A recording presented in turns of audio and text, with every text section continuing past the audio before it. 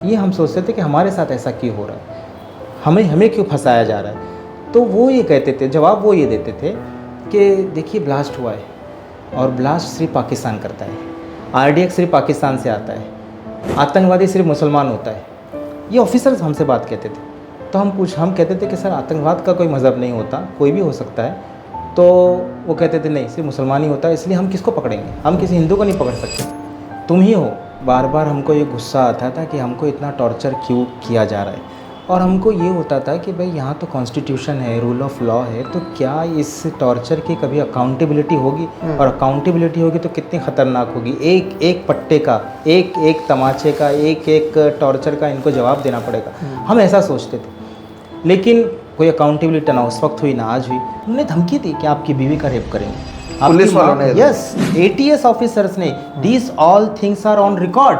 तेरी बीवी का रेप करेंगे, तेरी माँ का रेप करेंगे, और एक बाजू के कमरे में तेरी माँ को और बीवी को और तेरे भाई को लाके रखे, अगर तूने साइन नहीं किया तो तेरे भाई को भी एक्यूज नंबर 14 बना देंगे। किस तरह से वो इलेक्ट्रिक शॉक प्राइवेट पार्ट पे देते हैं, किस तरह से वो जो है आपके एनाल के अंदर इंजेक्शन देते हैं, बहुत सारा वाटर बोर्डिंग करते हैं, उल्टा लटका देते हैं। हमको तो डार्क रूम में रख दिया। डार्क रूम है एटीएस के अंदर जिसमें आपको घंटों रख देते। साउंड प्रूफ रूम है जिसमें आपको घंटे रख देते। कोल्ड रूम है जिसमें कोल्ड स्टोरेज रूम है जिसमें आपको घंटों रख देते हैं नंगा करके। तो ठंडा करके, गर्म करके, अकेला रख के और आपके पैरों को चीर करके इस तरह से टॉर्चर किया जाता है कि आप एनी हाउ।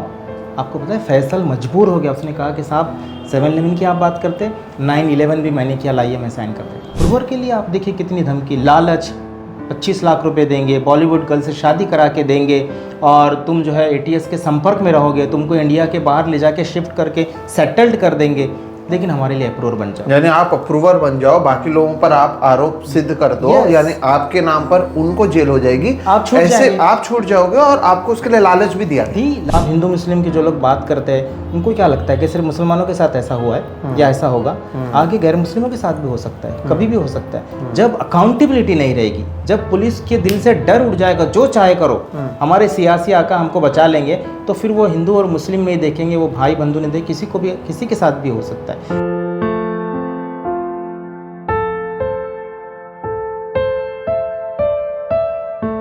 दोस्तों नमस्कार, और आप सभी का एक नए एपिसोड में बहुत बहुत स्वागत है। मैं हूं सोहित मिश्रा। दर्शकों, आज के इस वीडियो को शुरू करने से पहले मैं आपको कुछ लाइन पढ़कर सुनाना चाहता हूं, और जिससे हम इस वीडियो को शुरू करना चाहते हैं। आपके स्क्रीन पर एक तस्वीर आ रही होगी।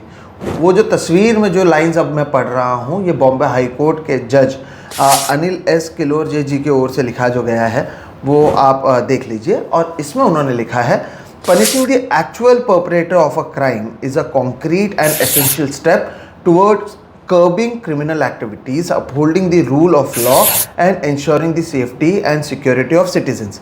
यानी जिन लोगों ने किसी गुनाह को किया है उन पर कार्रवाई करना, उनको पकड़ना, ये किसी भी सेफ्टी और कोई भी नागरिक के सिक्योरिटी के लिए एक अहम कदम है जो लेना चाहिए। हालांकि इसके आगे का लाइन जो है वो बहुत महत्वपूर्ण है। उनकी ओर से लिखा गया कि but creating a false appearance of having solved a case by presenting that the accused have been brought to justice gives a misleading sense of resolution. This deceptive closure undermines public trust and falsely reassures society, while in reality the true threat remains at large। आप जो गुनहगार हैं उन पर आप कार्रवाई कीजिए, लेकिन आप किसी पर कार्रवाई करने के नाम पर अगर आप किसी बेगुनाह को उठाते हैं और जनता में एक तरीके से एक छवि बनाने की कोशिश करते हैं कि सारी चीज़ों को आपने सुलझा दिया है, तो ये पब्लिक ट्रस्ट जो होता है, जनता का जो भरोसा होता है, उससे खिलवाड़ है। और इसके साथ ही साथ जो असली आरोपी हैं, जो खतरनाक लोग हैं, वो अब भी बाहर घूम रहे हैं। ये बात इस फैसले में लिखा गया है। और ये जो आपने लाइन अभी देखे हैं, ये 671 पेज का जो जजमेंट है जो बॉम्बे हाई कोर्ट की ओर से आया गया है। 7/11 ब्लास्ट 11 जुलाई 2007 को मुंबई के लोकल ट्रेन्स में जिस तरह से हमने देखा कि सीरियल बॉम्ब ब्लास्ट हुए थे, जिसमें एक तरीके से जो मैं आपको आंकड़े बता दूं, 187 लोगों की मौत हुई थी, 824 लोग जो है इस पर घायल हुए थे, और उसके बाद कुल मिलाकर 12 लोगों का ये मामला था जो बॉम्बे हाई कोर्ट पहुंचा हुआ था। और इसी का फैसला देते हुए अदालत ने सभी 12 लोगों को गुनहगार जिन्हें ठहराया गया था, उन्हें सभी गुनाहों से मुक्त कर दिया और साथ ही साथ पूरी जो कार्रवाई की गई थी पुलिस की ओर से, एटीएस के ओर से, उस पर सवाल उठाए। दर्शकों, यकीन मानिए जो 671 पन्नों का ये जो पूरा फैसला है, ये बहुत महत्वपूर्ण फैसला है और अगर आपको संभव हो तो इस फैसले के एक एक पन्ने को आप पढ़िएगा। हालांकि अब ये पूरा मामला सुप्रीम कोर्ट पर चला गया है, उस पर भी हम बातचीत करेंगे और आज इसी पूरे मामले पर बातचीत करने के साथ हमारे साथ जुड़े हैं अब्दुल वाहिद शेख जी। नमस्कार सर, आपका बहुत बहुत स्वागत है हमारे चैनल पर। शुक्रिया। इनके बारे में मैं आपको क्या कहूँ, ये टीचर हैं, ये LLB कर चुके हैं, इन्होंने अभी PhD भी किया हुआ है, साथ ही साथ इन्हें इसी मामले में 2006 में आरोपी बनाया गया था। इन पर आरोप लगाया गया था कि इन्होंने अपने घर में पाकिस्तानी लोगों को रखा हुआ था। ये 2006 से लेकर 2015 तक जेल में थे और 2015 में जब इस पूरे मामले में कुल 13 आरोपी थे, उनमें से महज इन्हें बाइज्जत बरी किया गया था, बाइज्जत छोड़ दिया गया था, सभी आरोपों से मुक्त कर दिया गया था और जो 12 लोग थे उन्हें और 10 सालों का इंतज़ार करना पड़ा, जिसके बाद सोमवार के दिन बॉम्बे हाई कोर्ट ने उन सभी को कहीं ना कहीं इस पूरे मामले से आरोप मुक्त दर्शकों कर दिया है। अब आपको यहाँ पर यह जानने की ज़रूरत है कि अब्दुल साहब जो यहाँ पर बैठे हुए हैं, वाहिद साहब, उन्होंने जब वो जेल में थे तब उन्होंने किताब भी लिखी है। ये किताब आप यकीन मानिए पढ़ने लायक किताब है। इस किताब का नाम है बेगुनाह कैदी, जिसमें आपको पता चल जाएगा कि अगर आपको पुलिस उठाती है, किसी केस में फंसाती है, तो किस तरह से अलग अलग तरीके से टॉर्चर करके आपसे बात मनवाने की कोशिश की जाती है, झूठ को कैसे वो सच साबित करने की कोशिश करते हैं। ये किताब उन्होंने लिखी हुई है। उनके ऊपर एक फिल्म भी बनी हुई है, वो भी आप देखिएगा। 2022 में ये फिल्म आई हुई थी और 2025 में वाहिद साहब ने इसी पूरे मामले को लेकर एक PhD की है, जिसमें उन्होंने डॉक्यूमेंट किया है prison literature of political prisoners, यानी जो पॉलिटिकल प्रिजनर्स होते हैं, कैदी होते हैं जो जेल में रहते हैं, वहाँ पर वो क्या पढ़ते हैं और प्रिजन लिटरेचर क्या है, उससे लेकर इनकी पूरी एक तरीके से PhD भी इन्होंने की हुई है। बहुत बहुत स्वागत है सर आपका। जैसे कि मैंने शुरुआत में कहा, दर्शकों, आज इन्हें बुलाने का जो कारण है वो ये है क्योंकि जब से ये पूरा मामला आया था, इन्हें 2015 में छोड़ा गया था, लेकिन बाकी जो 12 लोग थे उन्हें और 10 साल यानी 2006 से लेकर 2025 तक 19 सालों तक जेल में रखा गया, जिसके बाद बॉम्बे हाई कोर्ट ने उन्हें छोड़ दिया। जब आपको सर छोड़ा गया था तब भी आप कह रहे थे कि आप तो बेगुनाह हैं ही, बाकी के सारे लोग भी बेगुनाह हैं। ऐसे में जब ये फैसला आया था, पहले तो क्या आपको यकीन था कि ऐसा कुछ फैसला आएगा? इतना समय हो चुका था, जो 12 लोग थे उसमें से 5 लोगों को डेथ सेंटेंस दिया हुआ था, बाकी लोगों को लाइफ इम्प्रिजनमेंट का सेंटेंस दिया हुआ था। जब ये पूरा फैसला आया, क्या आपको यकीन था कि ऐसा होगा? और क्यों इतने साल तक भी लगातार आप छूट गए थे, तब भी आप दूसरे लोग के लिए लड़ रहे थे? अगर इसी से हम शुरुआत करें तो। शुक्रिया सोहित भाई। देखिए, जब 2015 में हमको रिहा किया गया तो बाहर आने के बाद पहला जो मेरा प्रेस स्टेटमेंट गया है वो ये गया है कि मुझसे ज़्यादा बेगुनाह 12 कैदी है जिनको सज़ा दी गई, और मुझसे ज़्यादा हकदार है वो इस बात के लिए कि उनको रिहा किया जाए, लेकिन बदकिस्मती से उनको सज़ा लग गई। और निकलने के बाद हमने लगातार उनके लिए कोशिश की, लीगल कोशिश जमीयत उलमा एक NGO है, आप जानते हैं, वो दे रही थी लीगल एड, लेकिन हमने सोचा कि बाहर एक कैंपेन शुरू करनी चाहिए। ऑलरेडी हम जेल में एक किताब लिख चुके थे, जेल के अंडा सेल में, अथरोड जेल के अंदर। वो किताब हमने छापी, चैनल बनाया, पहली बार हिंदुस्तान में बॉम्ब ब्लास्ट केस के डॉक्यूमेंट के लिए वेबसाइट बना, theinnocent.in, और उस वेबसाइट पे हमने इस केस के सारे material, depositions, judgments, paper books, everything जो मीडिया में न्यूज़ आ रही थी वो भी हमने रखा। तो मुझे पहले दिन से भरोसा था कि मेरी तरह ये भी बेगुनाह है और इनकी रिहाई के लिए मुझे कोशिश करना चाहिए।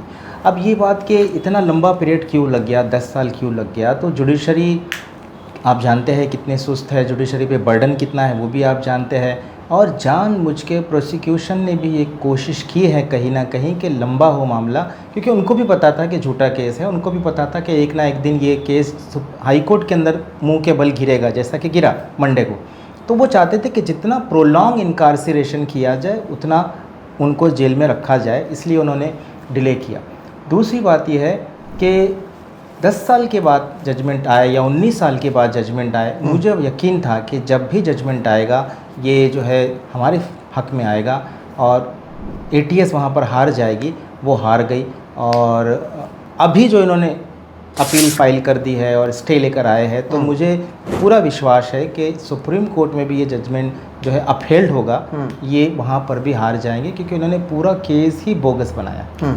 आपने कहा कि जितने जितने बेगुनाह आप थे उतने ही बेगुनाह, उससे ज़्यादा बेगुनाह ये 12 लोग थे। दो तीन चीज़ें यहाँ पर मैं, जो दर्शकों के भी सवाल हैं और जिन लोगों को नहीं पता है मैं बता भी दूँ कि तमाम तरीके के आरोप लगे, बॉम्ब बनाने के आरोप लगे। जो आपके साथ 12 लोग थे, आप पर तो आरोप लगा था कि आपने घर पर एक पाकिस्तानी को रखा था, वो साबित नहीं हो पाया, कोई सबूत ही नहीं था तो साबित नहीं हो पाया, 2015 में आप छूट गए। लेकिन जो बाकी लोग थे, जैसे कि उनमें ट्रेन में बैग्स में बॉम्ब रखने के आरोप उन पर लगे, RDX बनाने के आरोप लगे, पाकिस्तान जाकर ट्रेनिंग लगने के आरोप लगे, क्या इनमें से किसी में एक को शायद आप जानते थे, बाकी लोगों से आप जेल में मिले, क्यों आपको पहले दिन से लग रहा था कि ये बेगुनाह है? नंबर 1। और नंबर 2, जिस तरह से इतनी सारे आरोप जब लगाए जाते हैं कि पाकिस्तान से कनेक्शन है, RDX बनाना, घर पर लोगों को रखना, बॉम्ब ब्लास्ट करना, 187 लोगों की मौत का आरोप लगना, और इतना मीडिया ट्रायल, इतना प्रेशर, उसके बावजूद आपको क्यों लगा कि ये जो 12 लोग थे, और अभी से नहीं, आप पहले से कह रहे हैं कि वो बेगुनाह थे, क्यों लगा आपको? देखिए, उसमें जो ATS ने कॉन्स्पिरेसी बताई है कि इन 13 लोगों ने मिल के 1999 से ये कॉन्स्पिरेसी कर रहे हैं, और 13 लोग मिल करके पाकिस्तान के राब्ते में थे, पाकिस्तान के दहशतगर्दों के राब्ते में थे, लश्कर तैयबा के आज़म चीमा के कांटेक्ट में थे, और इन्होंने मीटिंगें की, इन्होंने जो है बम बनाने का प्रोसेस किया, इन्होंने रैकी की, मतलब सबने मिल के किया कहीं ना कहीं। तो मैं ये सोचता था कि जब सबने मिल के किया, और मैं ये जानता हूँ कि मैंने तो नहीं किया, मैं तो इसको जानता भी नहीं था, तो जिस तरह से मैं बेगुनाह उसी तरह से ही भी बेगुनाह है। ATS के एलिगेशन ही इस बात का सबूत थे कि ये बेगुनाह है। इसलिए मैं पहले, और चूँकि हम 9 साल जेल में रहे, हमने उनको देखा है, उनका कैरेक्टर देखा है, उनका हाव भाव देखा है, तो मैं समझता था कि ये इतने नेक लोग हैं, इन्होंने ऐसा काम नहीं किया होगा। और मेरे साथ जो ATS कह रही है कि मिल करके इन्होंने कॉन्स्पिरेसी रची है, ये बिल्कुल फेक है। तो 9 साल से जब से हम लोग साथ में थे, हमें पहले दिन से यकीन था कि ये हमारे, अच्छा टॉर्चर में देख रहा था, मेरे सामने उनको टॉर्चर कर रहे थे, 3rd डिग्री टॉर्चर कमाल को किया, एहतशाम को किया, मुजम्मिल को किया, नवेद, सबको टॉर्चर, साजिद को किया, टॉर्चर की हालत में मेरे सामने लाए हैं। मैंने उसको पूछा कि ये तुमको जो है इंजरी मार्क्स कैसे आई, तो वो डर के पुलिस कस्टडी में बोल नहीं सका। मुझे उनके सामने टॉर्चर कर रहे हैं, उनको मेरे सामने नंगा कर रहे हैं। तो इस तरह का जो टॉर्चर हो रहा है, तो हम तो किस बात पे टॉर्चर कर रहे हैं? आपको कन्फेशनल स्टेटमेंट पे साइन करना है, जो हमने स्टोरी लिख दी है उस पर साइन करना है। अगर आपने नहीं किया, उन्होंने धमकी दी कि आपकी बीवी का रेप करेंगे, पुलिस वालों ने? यस, ATS ऑफिसर्स ने, these all things are on record, तेरी बीवी का रेप करेंगे, तेरी माँ का रेप करेंगे, और बाजू के कमरे में तेरी माँ को और बीवी को और तेरे भाई को लाके रखे, अगर तूने साइन नहीं किया तो तेरे भाई को भी एक्यूज नंबर 14 बना देंगे। तो इस तरह से जो कन्फेशन साइन करने के लिए जो ये हरकतें कर रहे थे, तो हम लोग बहुत परेशान थे। बहुत से लोगों ने बेचारे, टॉर्चर बर्दाश्त नहीं होता। 3rd डिग्री टॉर्चर मेरी बुक के अंदर पूरा लिखा हुआ है कि किस तरह से वो इलेक्ट्रिक शॉक प्राइवेट पार्ट पे देते हैं, किस तरह से वो जो है आपके एनाल के अंदर इंजेक्शन देते हैं, बहुत सारा वाटर बोर्डिंग करते हैं, उल्टा लटका देते हैं। हमको तो डार्क रूम में रख दिया, डार्क रूम है ATS के अंदर जिसमें आपको घंटों रख देते, साउंड प्रूफ रूम है जिसमें आपको घंटे रख देते, कोल्ड रूम है जिसमें आप, कोल्ड स्टोरेज रूम है जिसमें आपको घंटों रख देते हैं नंगा करके, तो ठंडा करके, गर्म करके, अकेला रख के, और आपके पैरों को चीर करके इस तरह से टॉर्चर किया जाता है कि आप एनी हाउ, आपको पता है फैसल मजबूर हो गया, उसने कहा कि साहब 7/11 की आप बात करते, 9/11 भी मैंने किया, लाइए मैं साइन कर देता। तब जाके उसने साइन कर दिया। तो मैं ये सारी चीज़ें देख रहा था, I was inside the police custody, मैं पुलिस कस्टडी में, ATS की कस्टडी में था, मैं उनको देख रहा था। तो इन सारी चीज़ों ने मेरे विश्वास को बढ़ाया कि नहीं, जिस तरह मैं बेगुनाह हूँ, और मुझसे ज़्यादा बेगुनाह वो लोग हैं, और उनको हम एक साथ गए, एक साथ जेल गए। जेल जाने के बाद हमको पता चला कि हम सबको एक कॉन्स्पिरेसी के तहत डाला गया है। ना मैं आपको जानता हूँ, ना आप मुझको जानते, लेकिन ये कहा गया कि ये ब्लास्ट इन दोनों ने मिलके किया, इन सब ने मिलके किया। तो हमको हंसी भी आती थी, और हमको ये होता था कि हम बहुत बड़े जो षड्यंत्र में फंस गए। फिर हमने पहले दिन से ये सोचा कि आप खामोश नहीं रहेंगे, हमने रिट्रैक्शन किया। वेरी नेक्स्ट अपॉर्चुनिटी जब हमको कोर्ट में लेकर गए, हमने रिट्रैक्शन किया। मुर्दुला रमेश भाटकर जो जज थी, बाद में बॉम्बे हाई कोर्ट की जज बनी, उसके सामने कहा कि मैडम इतना हमारे से हम पर टॉर्चर किया गया, और ये कन्फेशन झूठा है, साइन ली गई, उसने सब ऑन रिकॉर्ड। शाहिद आज़मी हमारे वकील थे, आप जानते हैं, उनको हमने कहा। तो जज ने कहा आप घंटों बैठिए, आपके साथ जो हुआ है आप बोलिए, साथ में आप लिख कर भी दीजिए।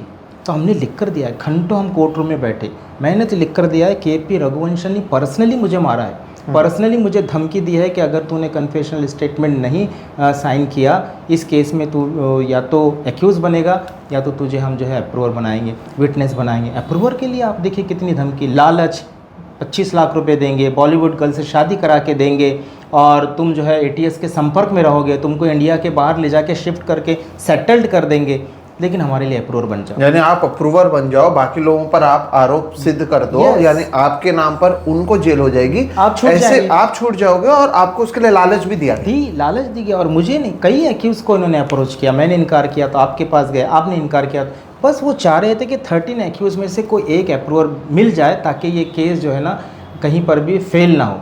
आप देखिए अगर कोई अप्रूवर बन जाता उनके लालच में या धमकी में आकर, तो आज हाईकोर्ट का जजमेंट नहीं आता। सही बात है। हाईकोर्ट कहता कि उनका ही एक एक्यूज़ कह रहा है, को एक्यूज़ कह रहा है कि ऐसा सा हुआ, लेकिन आज हाईकोर्ट ये कह रहा है कि कोई इसमें अप्रूवर नहीं है और सारे ही एक्यूज़ के जिस्म पर तकरीबन इंजरी मार्क्स है, मेडिकल रिपोर्ट्स है, और ये मेडिकल रिपोर्ट्स अरेस्टिंग से पहले नहीं है, जेल जाने के बाद नहीं है, वो उसी पीरियड में है जिस पीरियड में कन्फेशनल स्टेटमेंट रिकॉर्ड किया गया। तो ये साबित होता है कि कन्फेशन जो है टॉर्चर करके लिया गया, अंडर ड्यूरेस लिया गया। तो आपका जो सवाल है मैं समझता हूँ कि बेगुनाह क्यों है मुझसे ज़्यादा, इसलिए मैंने, आप देखिए बेगुनाह कैदी जो किताब है ना, ये टाइटल क्या है, ये टाइटल उन 12 लोगों के लिए, पूरी किताब का डेडिकेशन वो 12 लोगों के लिए। और मैंने जेल में बैठ के लिखा था कि पता नहीं, डेडिकेशन मैंने उस वक्त नहीं दिया था, लेकिन मैंने कहा मेरा भी क्या होगा मुझे पता नहीं, जजमेंट क्या आएगा। लेकिन कुछ भी जजमेंट आए, हमें यकीन था कि हमारे फेवर में जजमेंट आएगा, यहाँ नहीं आएगा तो आगे आएगा। लेकिन दुनिया को पता चलना चाहिए कि किस तरह से ATS ने फैब्रिकेटेड केस बनाया है, मुस्लिम नौजवानों को टेरर, वॉर एंड टेरर के नाम पे फंसाया है। और ये कितना बड़ा अन्याय है कि आप जो है एक नेशनल एक इशू है और नेशनल सिक्योरिटी का मामला है, और उसमें आप जो है आप सिंसियर नहीं है, आप इन्वेस्टिगेशन एजेंसी की हैसियत से आप उसमें धोखा दे रहे हैं। आप किसको धोखा दे रहे? आप अपने आप को धोखा दे रहे, आप गवर्नमेंट को धोखा दे रहे, आप जनता को धोखा दे रहे, किसको धोखा दे रहे? आप असल लोगों, जो आपने जजमेंट का पहला ही जो पैराग्राफ पढ़ के आपने सुना है, किसको धोखा दे रहे? उस धोखा देने के नतीजे में ठीक है, हमारा तो जो बुरा हुआ 19 साल बर्बाद हो गए, हमारी ज़िंदगी बर्बाद हुई, लेकिन जो असल करता धरता है वो आज भी बाहर है, और वो आज बाहर होने के नतीजे में पूरी जनता के लिए एक थ्रेट है। अगर ये सही इन्वेस्टिगेशन करते तो मैं समझता हूँ ये थ्रेट बाकी नहीं रहता, ना ही हमारी ज़िंदगियाँ ख़राब होती, ना ही उन लोगों को नाइंसाफ़ी होती जो आज बम ब्लास्ट के अंदर मारे गए या हलाक जो ज़ख्मी हुए, आज भी उनको इंसाफ नहीं मिला। तो ये इन्वेस्टिगेशन एजेंसी ने जो हरकत की है, मैं समझता हूँ ये बहुत ख़तरनाक हरकत है, और इस पर रोक लगाने के लिए जजमेंट खामोश है। इस पर रोक लगाने के लिए इन पर FIR का ऑर्डर होना चाहिए था, इनको अरेस्टिंग का ऑर्डर होना चाहिए था, इनका प्रोसिक्यूशन और पनिशमेंट होना चाहिए था, वो नहीं हुआ। लेकिन हम चुप नहीं रहेंगे, हम 12 एक्यूज़ बाहर आने के बाद आप देखिए हम क्या करेंगे। जब तक कि इनको जेल में नहीं पहुंचाएंगे हम खामोश नहीं रहेंगे, हम करके रहेंगे। ये महत्वपूर्ण बात दर्शकों, देखिए आपने सुना कि किस तरह से टॉर्चर जेल के अंदर किया जाता है ताकि कोई सरकारी गवाह बन जाए, ताकि लोग साइन करके सारे गुनाहों को मान ले। और अब 19 साल लोगों ने जेल में बिताया, आपने 9 साल आपने बिताया और 19 साल उन्होंने बिताया जेल में, और उसके बाद वो बेगुनाह साबित होते हैं, वो तो छूट कर आ जाते हैं। लेकिन उन तमाम पुलिस अधिकारियों पर, उन तमाम लोगों पर जो इस पूरे मामले की जांच कर रहे थे, उन पर कार्रवाई नहीं की जाती है। क्या आपको ये उम्मीद थी या आपकी एक ये मांग भी थी कि जब बेगुनाह अगर ये साबित हो रहे हैं तो जो इन्वेस्टिगेशन जो कर रहे थे उनके ऊपर कार्रवाई की जानी चाहिए, क्योंकि उन्होंने गलत तरीके से आप लोगों को फंसाने की बात कही जो वहाँ पर सामने आई है। हम जजमेंट के कुछ और चीज़ों पर आगे बात करेंगे, लेकिन क्या आप लोगों की ये मांग थी, आप चाहते थे कि इतना टॉर्चर जो किया गया है वो भी गलत कारणों की वजह से, इसके लिए कार्रवाई की जानी चाहिए? हमने पहले दिन से, जब हम रिट्रैक्शन हमने कोर्ट में किया है, उस दिन से हमने कई अथॉरिटीज़ को कंप्लेंट फाइल की है ATS के इस टॉर्चर के ख़िलाफ़, इस एंटायर फैब्रिकेशन के ख़िलाफ़। हमने प्राइम मिनिस्टर मनमोहन सिंह को लेटर लिखा, सोनिया गांधी को लेटर लिखा, हमने अपोजिशन लीडर को लेटर लिखा, हमने उस वक्त के जितने MPs थे, मुस्लिम MPs, उनको, ह्यूमन राइट कमीशन को, माइनॉरिटी कमीशन को, तो इन सबको लेटर, जेल प्रशासन को, हाई कोर्ट को, हमने सुप्रीम कोर्ट को, सबको लेटर लिखा कि साहब ये हुआ है और हमारे साथ न्याय किया जाए, और जिन लोगों ने ये गलत किया है उनको जो है सज़ा दी जाए। लेकिन चूँकि हमारा मामला आप समझ सकते हैं कि जो है सबजुडाइज था, तो इसलिए किसी ने भी ध्यान नहीं दिया। लेकिन वो सारी चीज़ें हमने जो है कंप्लेंट मुसलसल हम कंप्लेंट करते रहे, कोर्ट के अंदर भी कंप्लेंट करते रहे। और अब चूँकि एक बहुत अच्छा जजमेंट आया है तो हमको एक उम्मीद है कि इसमें कुछ हो सकता है और हम इसके लिए ज़रूर कोशिश करेंगे कि इनको जो है प्रोसिक्यूट किया जाए। यही वो टीम है जो मालेगांव में बम ब्लास्ट केस में मुसलमानों को मस्जिद के अंदर, कब्रिस्तान के अंदर बम ब्लास्ट होता है और मुस्लिम नौजवानों को पकड़ती है। और यही टीम है, सेम है, केपी रघुवंशी है, शेंगाल है और वसंत ताजने हैं, यही सब लोग हैं। और आप देखिए उसमें क्या हुआ, उसमें जो इतनी बदनामी हुई, वहाँ भी देखिए अबरार को अप्रूवर बनाने के लिए कितनी कोशिश की, उसको अगवा करके ले गए, छुपा दिया, एमपी में छुपा दिया, कितना तमाशा किया, बाद में एक्यूज़ बनाया, फिर वो रिट्रैक्ट करता है, उसको अप्रूवरशिप से एक्यूज़ बनाया जाता है। लेकिन अल्टीमेटली उनको जो पहले बेल मिली, बाद में वो डिस्चार्ज हुए और उसकी भी मामले को जो हाई कोर्ट के अंदर पेंडिंग है। तो यही टीम है जिसने ये कारनामे अंजाम दिए।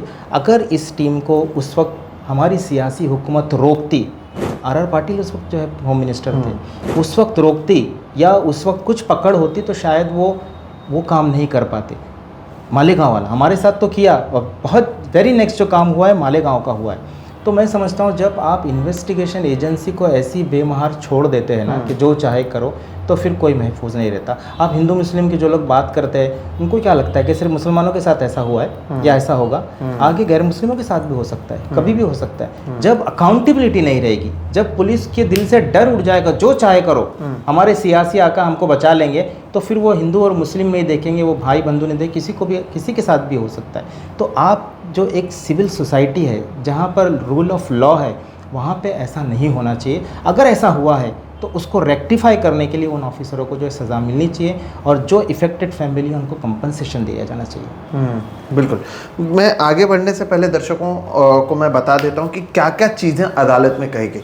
देखिए दर्शकों, जब ये फैसला आया 19 साल बाद 2006 से लोगों को पकड़ा गया और अधिकांश लोगों को परोल भी नहीं मिला। अगर परोल मिला भी तो 2 घंटे का परोल एक को मिला था, क्योंकि उनकी माताजी की मौत हो गई थी और बस उतने ही समय के लिए उन्हें बाहर लाया गया। मुझे भी 4 घंटे का पिताजी के मौके पे, पिताजी केवल 4 घंटे का आपको मिला था। पूरे 9 साल जब आप जेल में थे, केवल 4 घंटे आप बाहर थे। और दर्शकों, ये आप इसको तुलना कीजिएगा उन तमाम लोगों से जो ऐसे ही मामले में, मालेगांव में आप देख लीजिए, ऐसे ही जिन पर आरोप लगे हैं वो चुनाव भी लड़ते हैं, चुनाव भी जीतते हैं, वो बीजेपी से एमपी भी बनती हैं, वो बाहर भी घूमती हैं, अब भी वो बाहर हैं, लेकिन इनको 9 साल में 4 घंटे का परोल मिलता है, किसी को 19 साल में 2 घंटे का परोल मिलता है। बहरहाल जब इसे लेकर अदालत की ओर से फैसला 19 साल के बाद आया, तब उसमें जो कन्फेशंस थे, यानी कई लोग जिन्होंने कन्फेशन किया कि हमने हमारे टैक्सी से एक एक्स आरोपी को हमने यहाँ पर छोड़ा था, चर्चगेट स्टेशन पर छोड़ा।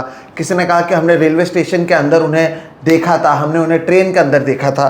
तो इस पर अदालत ने बताया कि कैसे ये जितने सारे विटनेस, ये जो गवाह आए हैं, ये अचानक से 3 महीने, 3.5 महीने बाद अचानक से आते हैं और वो परेड करवाया जाता है। कभी जो परेड कराने का टाइमिंग है उस समय तो आरोपी वहाँ पर होता ही नहीं है। इतने तमाम चीज़ें जो हैं, अदालत ने बड़ी बारीकी से ये सारी चीज़ों को देखा है। 2 जो टैक्सी ड्राइवर थे, मैं एक एग्जाम्पल आपको देता हूँ ताकि आपको समझ में आए कि कितना महत्वपूर्ण है। 2 टैक्सी ड्राइवर इसमें विटनेस थे, गवाह थे, जिन्होंने अचानक से 112 दिन बाद वो जाते हैं पुलिस स्टेशन में और कहते हैं कि मेरे ही गाड़ी से मैंने फलाना आरोपी को जो है, जो उस समय आरोपी थे, उन्हें चर्चगेट स्टेशन छोड़ा था। और फिर बाद में कहते हैं हाँ उनके पास काली बैग थी, वो ऐसे दिखते थे और उन्हें पहचान भी लेते हैं। अब अदालत ने अपने फैसले में एक तो बताया कि 112 दिन के बाद ये जो टैक्सी ड्राइवर हैं वो कैसे, एक आदमी ऐसे दिन में न जाने कितने लोग आपके टैक्सी में बैठते हैं, तो कोई एक जो आपका पैसेंजर है उसे आप इतनी अच्छे से याद कैसे रख सकते हैं, ये भी आपको समझना होगा। और ये बहुत अच्छे से इस पूरे फैसले में लिखा गया है कि जैसे मुंबई में जब टैक्सीज चलती हैं तो ऐसा नहीं होता है कि आप टैक्सी के बाहर खड़े हैं और आप जो पैसेंजर हैं उनसे पहले ही डील कर रहे हैं कि नहीं इतना पैसा होगा या उतना पैसा होगा। एक पैसेंजर आता है, आपके टैक्सी में बैठता है, आप मीटर शुरू करते हैं, जहाँ पर वो कहते हैं वो ले जाते हैं। ऐसे में आप ड्राइवर और पैसेंजर के बीच में जो बातचीत का भी जो समय होता है वो बहुत कम होता है, ड्राइवर गाड़ी चलाता रहता है। ऐसे में 112 दिन के बाद आप अचानक से एक आदमी को याद करते हैं और उसके लिए आप गवाह बन जाते हैं। तो इसे लेकर सरकार, जो प्रशासन है, उसे लेकर अदालत में सवाल उठाया गया। कुछ आरोपियों के घर से ये कहा गया कि RDX मिले थे आधा किलो, लेकिन उसे उस समय सील नहीं किया गया था। उसे लेकर सवाल उठाया गया। एक गाड़ी जो 3 महीने 4 महीने तक सड़क पर थी उसमें RDX के ट्रेसेस मिले थे। अब 4 महीने तक वो गाड़ी थी, उसके साथ छेड़छाड़ कैसे की गई उसे लेकर सवाल उठाया गया। इस तरह के जितने सवाल और तमाम तरीके के जो मुद्दे या जिसके बेसिस पर ये पूरा केस बिल्ड किया गया था, अदालत ने हर एक चीज़ पर सवाल उठाया। और इसलिए मैं कह रहा हूँ कि ये जो 671 पेज का जजमेंट है ये बहुत महत्वपूर्ण जजमेंट है। सर, आपसे ये जानना चाहेंगे, ये जितनी भी बातें मैंने कही हैं ये तो आप लोग पहले से कह रहे थे कि आपको उम्मीद थी कि इतनी बारीकी से ये सारी चीज़ों पर ध्यान दिया जाएगा, क्योंकि इन तमाम चीज़ों के बेसिस पर आप 9 साल और बाकी लोग 19 साल तक जेल में थे। तो आपको उम्मीद थी कि ये सारी चीज़ें जो है एक तरीके से आगे जाकर बहुत महत्वपूर्ण बन जाएंगी आप लोगों के केस में? देखिए, जब झूठा केस हम पर डाला गया तो पहले दिन से हमने कमर कस ली। हमने कहा अब लड़ना है और डरना नहीं, डर निकाल दीजिए। जितना टॉर्चर होना था टॉर्चर हो गया, अब ये जेल में टॉर्चर हमको कर नहीं पाएंगे, और अगर करने की कोशिश भी की तो हम कंप्लेंट फाइल कर देंगे। और हमने कहा कि अब कुछ भी हो जाए हमको लड़ना है, और जितनी हम अपने वकीलों की मदद कर सकते हैं हम करेंगे। हमने कानून की किताबें मंगाई, कॉन्स्टिट्यूशन, IPC, CRPC हमने पढ़ा, RTI मंगाई, RTI हमने फ़ाइल की।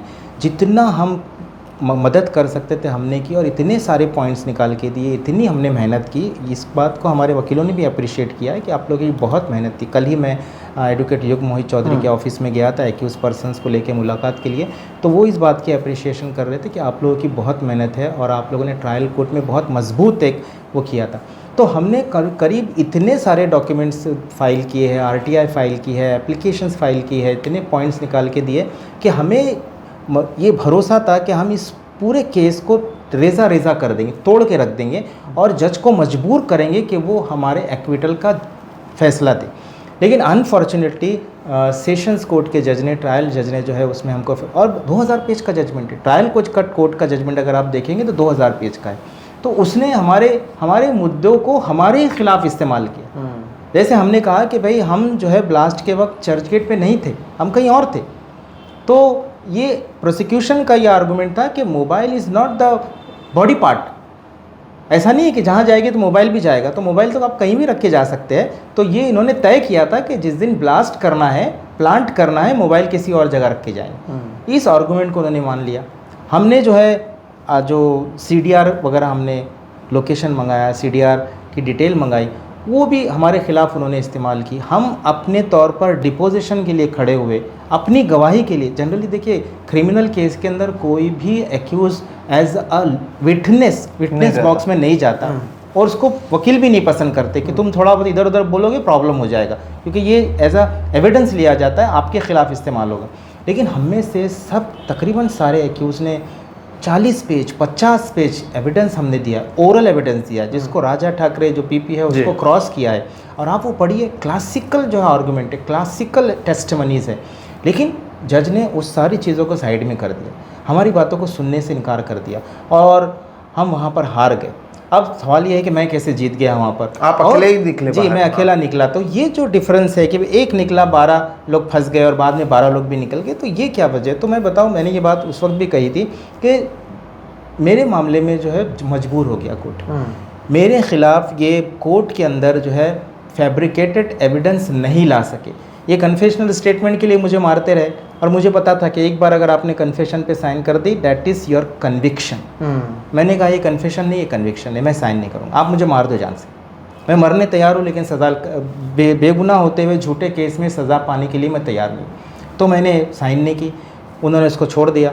वो मेरे घर पर RDX AK-47 हथियार प्लांट करना चाहते थे, लेकिन मेरी बीवी ने एक दिन पहले ही जाके, जैसे ही मुझे अरेस्ट किया गया, शाहिद आज़मी ने कहा कि आपके शौहर को, आपके हस्बैंड को अरेस्ट किया गया है, और आप फ़ौरन जाके कंप्लेंट फाइल करो कि आपका जो फ्लैट है उसकी चाबी 1 हफ़्ता पहले ATS लेकर गई थी छीन के हमसे। अच्छा। हाँ, वो फ्लैट उनके पोजीशन में था, तो ये फ़ौरन जाके आप कंप्लेंट करो, नहीं तो ये कुछ भी वहाँ से प्लांटिंग दिखा देंगे। तो मेरी बीवी दोनों छोटे छोटे बच्चों को लेकर रात में 3 बजे GPO जाती है, और GPO से वो पुलिस कमिश्नर को, ATS चीफ को कंप्लेंट फाइल करती है कि साहब देखिए ऐसा ऐसा हुआ है, और चाबी आपके ऑफिसरों के पास है, अगर वहाँ से कोई रिकवरी बताएंगे दैट इज़ फॉल्स।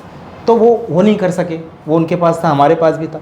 तीसरी बात ये थी कि इन्होंने, जैसे कि पूरे दूसरे एक्यूज़ के ख़िलाफ़ भी अदर विटनेसेस भी लाए हैं और रिलेटिव को विटनेस खड़ा किया। मेरे भी एक रिलेटिव को मार तोड़ के कहा कि तुमको इसके खिलाफ गवाही देनी पड़ेगी, कि इसके घर पे पाकिस्तानी आए, रुके, खाए पिए, इसने शेल्टर दिया, हार्बरिंग की और बाद में ये सेफ पेस देकर चले गए। तो उसको मार तोड़ के इन्होंने गवाही ले ली, 164 ले लिया मैजिस्ट्रेट के सामने। जब कोर्ट में गवाही की बात आई तो उसने की इनर वॉइस से उसने कहा कि अगर ये मैंने बोल दिया तो वाहिद को सज़ा लग जाएगी। तो उसने रोने लगा और उसने जज को कहा कि साहब ये बकवास है, ऐसा कुछ भी नहीं हुआ। और उसने अपने जेब से जो उसको स्टोरी लिख कर देती याद करने के लिए, देखिए 9 साल के बाद वो आ रहा है और वो अपने जेब से निकाल के देता है, साहब देखिए चिट्ठी मुझे देती लिखने याद करने के लिए, स्टेटमेंट मैंने याद किया और वही मैंने मजिस्ट्रेट के सामने, लेकिन अभी मैं आपके सामने सही बोल रहा हूँ। तो उसको भी कोर्ट ने रिकॉर्ड पे ले लिया। तो there is nothing on record, no confession, no recovery, no witness. तो जज ने कहा मैं क्या क्या क्या बुनियाद पर वाहिद को सज़ा दूँ, इसलिए मुझे एक्विटल दे दिया। लेकिन झूठा कन्फेशन वहाँ था, अदर एक्यूज के खिलाफ झूठे विटनेसेस थे, झूठी रिकवरीज थी, इस बुनियाद पे उनको सज़ा मिली। आगे चल के फिर आर्गूमेंट जो हाई कोर्ट के अंदर हुआ है, तो हाई कोर्ट को समझ में आया कि ये जब सब फैब्रिकेटेड है, इसलिए अब जो जजमेंट आया उसमें उनको भी छोड़ दिया गया। तो मैं समझता हूँ कि ये एक मैराथन ट्रायल चला है। वो 9 साल का जो ट्रायल है, उसके बाद अभी 10 साल हाई कोर्ट के अंदर लग गए। देर आयत दुरुस्त आयत जिसे कहते हैं, लोग कहते हैं देर से इंसाफ मिला और बहुत पहले आ जाना चाहिए था। हमारा जुडिशल सिस्टम भी जो है ना बहुत बेकार। ये जजमेंट 9 महीने में भी आ सकता था, 19 महीने में भी आ सकता था। और अगर ऐसा होता तो इन लोगों के इतने 2 डिकेड्स ख़राब नहीं होते, बर्बाद नहीं होते। तो जुडिशल सिस्टम को भी सोचना चाहिए, हमारे जुडिशल डिपार्टमेंट को सोचना चाहिए कि ऐसे कुछ प्रोविज़न लाए जाए। आपके वहाँ है कि भाई 30 दिन में चार्जशीट फाइल करना ज़रूरी है वरना बेल मिल जाएगी। बाद में उन्होंने नए नए अमेंडमेंट लेकर आए, नए नए ब्लैक लॉ लेकर आए, इसमें वो बढ़ाते रहे, 30 से 60, 60 से 90 से 180 कर दिया, ठीक है। लेकिन आप ऐसा कुछ लाइए कि भाई 1 साल के अंदर जजमेंट आ जाना चाहिए, वरना उनको बेल मिल जाए, उनको डिस्चार्ज मिल जाए, ताकि अगला कोई जो 7-11, 19 साल तक नहीं चले। अब भी इनको शर्म नहीं है और अब वो सुप्रीम कोर्ट पहुंचे, अगले 19 साल की तैयारी कर रहे हैं। मैं आपको लिख के दे रहा हूँ, अगले 19 साल की तैयारी कर रहे हैं और वहाँ पे उलझा के रखना चाहते हैं।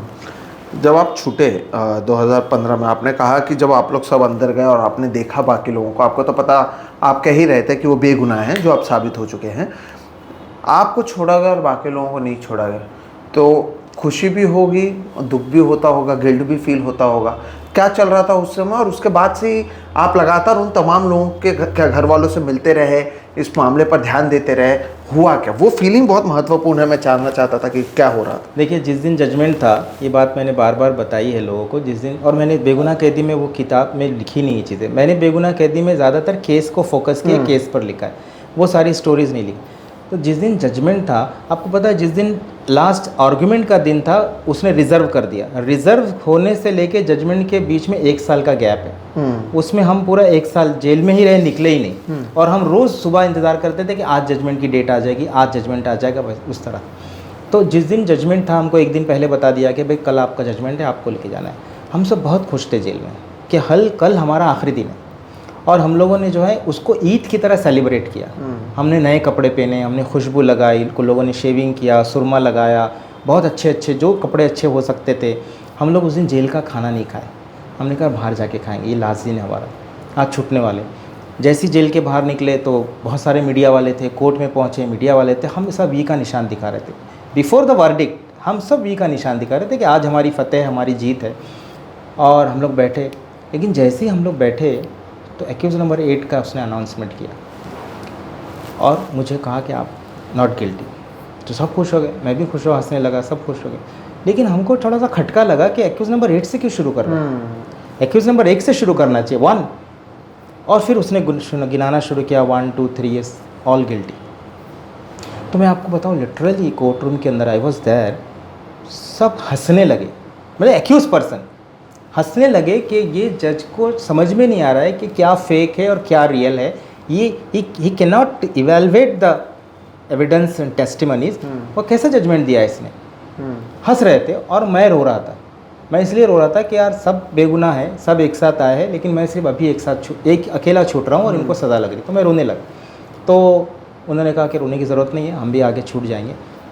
फिर मैं जेल के अंदर आए। जेल का एक रूल ये है कि अगर कोई सेक्ट ऑफ एक्यूज़ है और उनमें से किसी को बरी किया गया और कुछ को सज़ा लगी है तो एक साथ नहीं रह सकते, क्योंकि उनको ये लगता है कि जिनको सज़ा लगी है वो एंगर में आके उसको उस पर हमला कर सकते, मार सकते। तो मुझे जेलर ने बुलाया, ने कहा कि देखो जजमेंट आ गया है, तुम छूट गए और वो लोग जो है सज़ा लग गई है, और तुम अगर चाहो तो हम तुमको किसी और जगह पे बंद कर देते हैं, तुम्हारा जैसी ऑर्डर रिलीज़ आने तक, रिलीज़ आने तक जैसी ऑर्डर आएगा हम आपको छोड़ देंगे।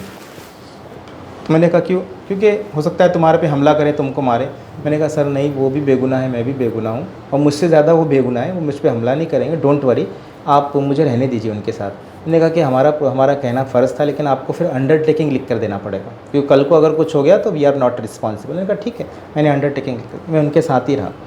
फिर मैं दूसरे दिन बाहर आया, फिर वो लंबी स्टोरी।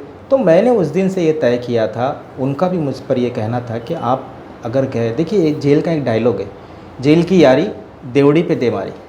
तो जितनी गहरी यारी हो, जैसी लाल गेट होता है जेल के अंदर पूरी इंडिया में, तो जैसी लाल गेट पर आता है ना आदमी, तो वो सारी यारी दोस्ती भूल जाता है, वहीं पे तोड़ देता है, वो पलट के देखता भी नहीं।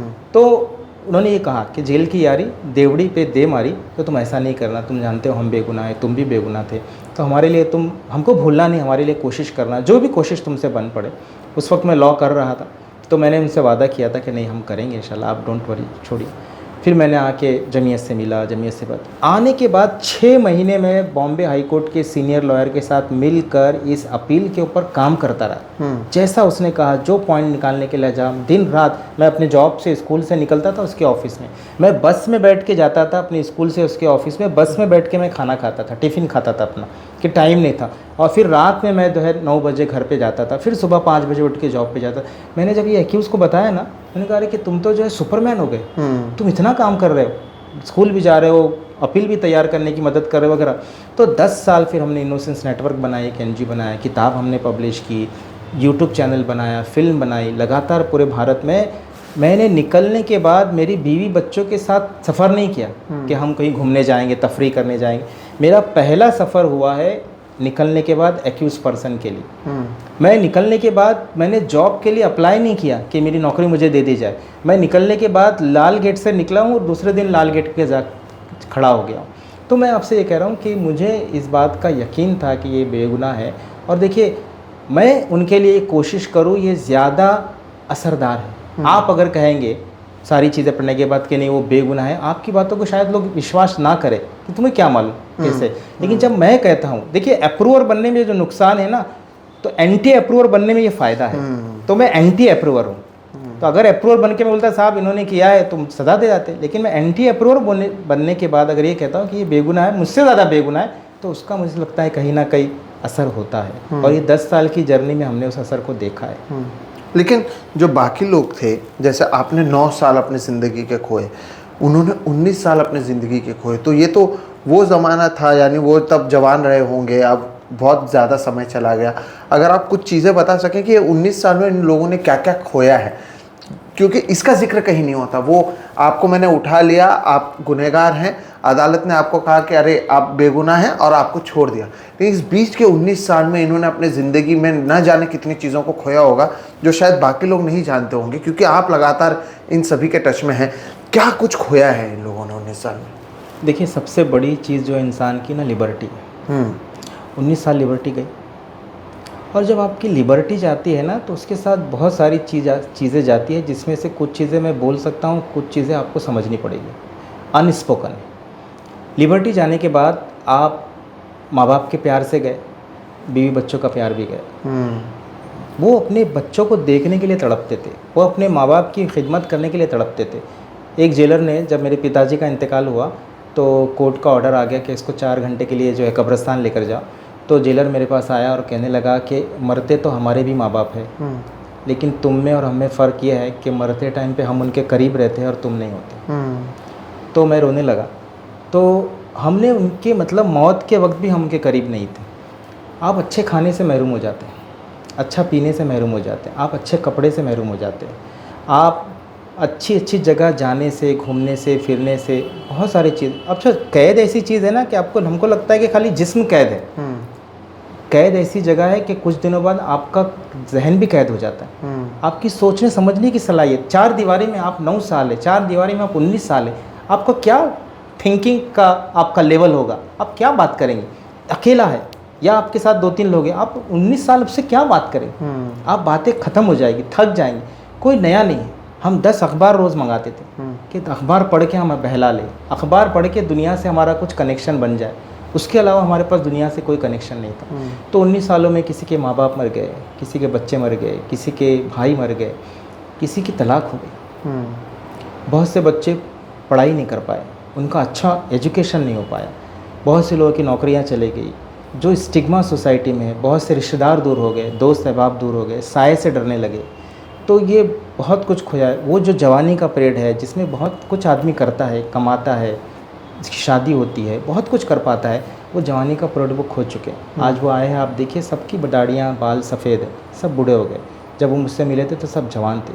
कमाल strongest man of the 13%, Covid में उसको मार दिया गया, कोई ट्रीटमेंट नहीं दिया गया। उसकी माँ ने कंप्लेंट किया, उस कंप्लेंट का भी कोई असर नहीं हुआ, बेचारी आज बूढ़ी माँ। और आपको मालूम है जजमेंट की ख़ास बात यह है, शायद आपने पढ़ा होगा, जजमेंट में जज ने लिखा है कि कमाल अंसारी इस अपील की पेंडिंग के दौरान उसका इंतकाल हुआ था, लेकिन ये जजमेंट पूरा का पूरा कमाल पर अप्लाई करते हैं हम, और उसके ऊपर लगाए गए सारे चार्जेस भी हम हटाते हैं और उसको भी बाइज्जत बरी करते हैं। यानी मुझे तो नहीं मालूम कि मैंने ऐसा कोई जजमेंट पढ़ा हो कि किसी मुर्दा इंसान के बारे में भी कोई फैसला दे रहा है। तो ये जजमेंट ना सिर्फ जिंदा इंसानों को बेगुनाह साबित करता है बल्कि मुर्दा इंसानों को। ये बहुत महत्वपूर्ण बात है। तो जो 12 लोग थे दर्शकों जिन्हें अब बेगुनाह साबित किया गया, उसमें से एक शख्स की, कमाल साहब की, जेल में ही मौत हो गई थी, लेकिन उन्हें लेकर भी कहीं ना कहीं अदालत की ओर से यह फैसला दिया गया। आपने टॉर्चर की बात की, आपने बहुत सारी चीज़ें खोने की बात की।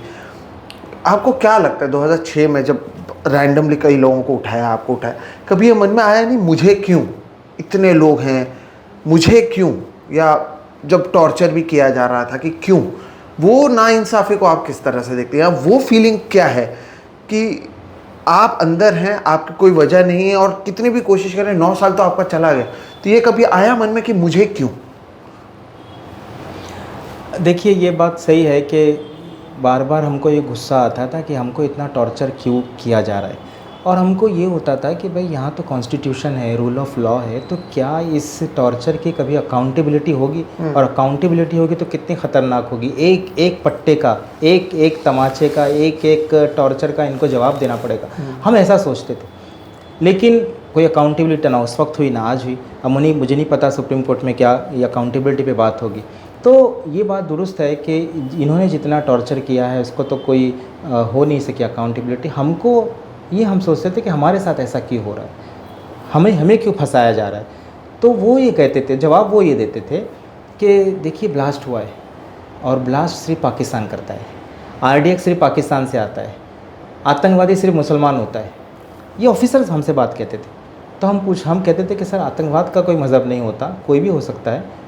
तो वो कहते थे नहीं, सिर्फ मुसलमान ही होता है, इसलिए हम किसको पकड़ेंगे, हम किसी हिंदू को नहीं पकड़ सकते, तुम ही हो जो एप्रोप्रिएट पर्सन्स हो इस केस के अंदर फैब्रिकेट करने के लिए। और ऑलरेडी हमारे में से कई लोगों पर सिमी के केसेस थे। 2001 के अंदर जब सिमी पे बैन लगाया तो उसके बाद हमारे पे केसेस बनाए गए, तो वो भी फॉल्स केस थे, जो आगे चल के एक्विटल हो गया, वो भी आधार था और उनके लिए एक बहुत बड़ा एविडेंस था कि देखो ये ऑलरेडी सिमी के केसेस में फंसे हुए लोग हैं, और जनता को बताने के लिए भी कि सिमी ने किया है कि ऑलरेडी इनके सिमी के केसेस है वगैरह। तो ये इस तरह का वो जवाब देते थे। हमें गुस्सा भी बहुत आता था हमें क्योंकि देखिए आपको जब नंगा किया जाता है ना किसी के सामने, आपकी तो आप जो है ना सोचते हैं कि मैं मर क्यों नहीं गया। ये दिन आपको मालूम है इस केस में बाप के सामने बेटों को नंगा किया गया, बेटों के सामने फैसल और मुजम्मिल, जो 2 अभी फैसल अंदर है, मुजम्मिल बाहर आया, दोनों बेटों के सामने बाप को नंगा करके परेड कराई। और जब वो अपनी मॉडेस्टी पे छुपाते थे, हाथ रखते थे, तो उस पर हाथ पे मारा जाता था कि हटाओ।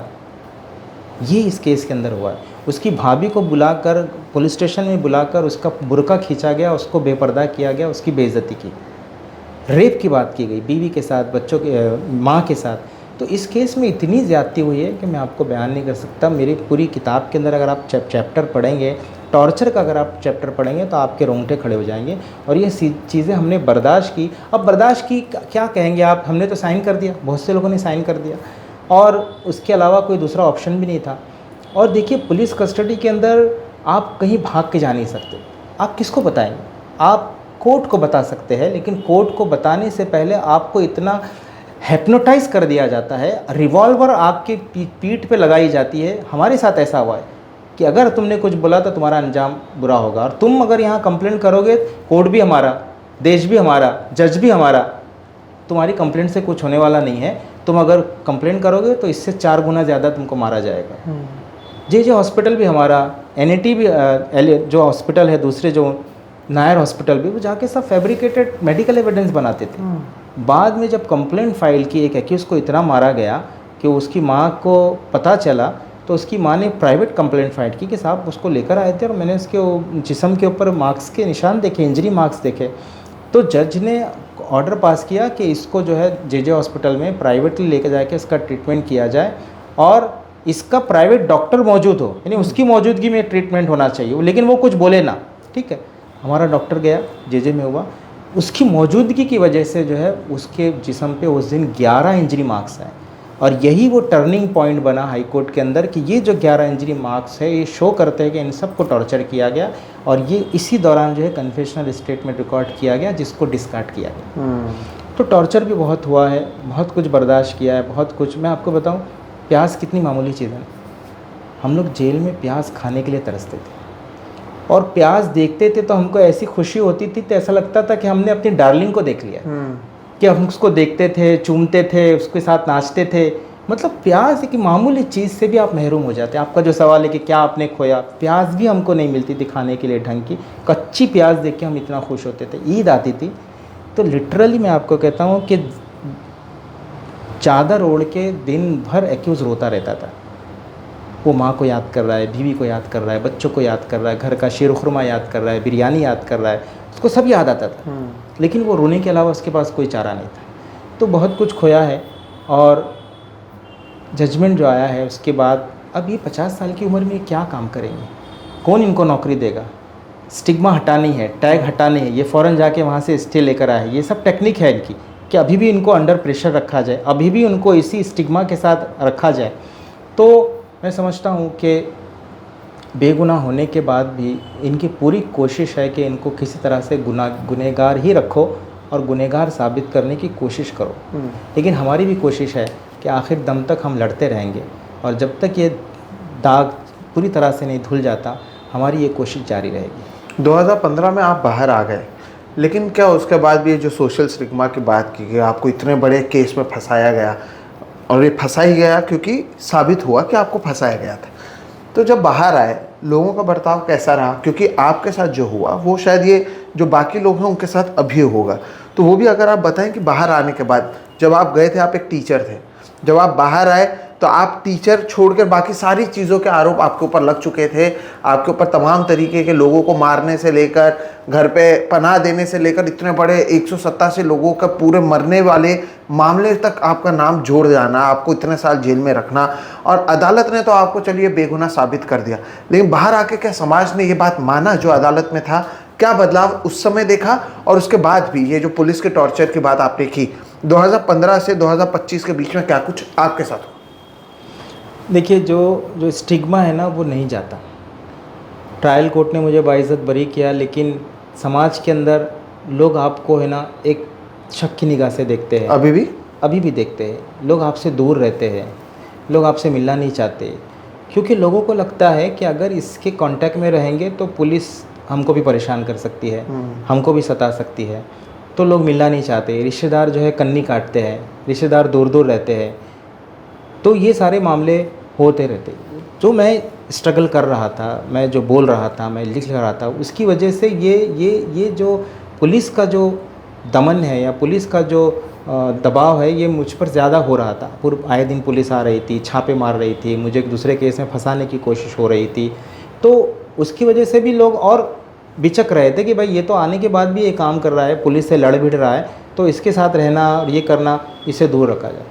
मुझे जो नौकरी मिली है, चूँकि वो एक गवर्नमेंट एडेड टीचर स्कूल में था मैं, तो वो गवर्नमेंट के रूल के हिसाब से मुझे नौकरी मिल गई। वो तो मुस्लिम मैनेजमेंट था, मैंने रिक्वेस्ट की, उन्होंने रखा, बहुत उनका शुक्रिया है।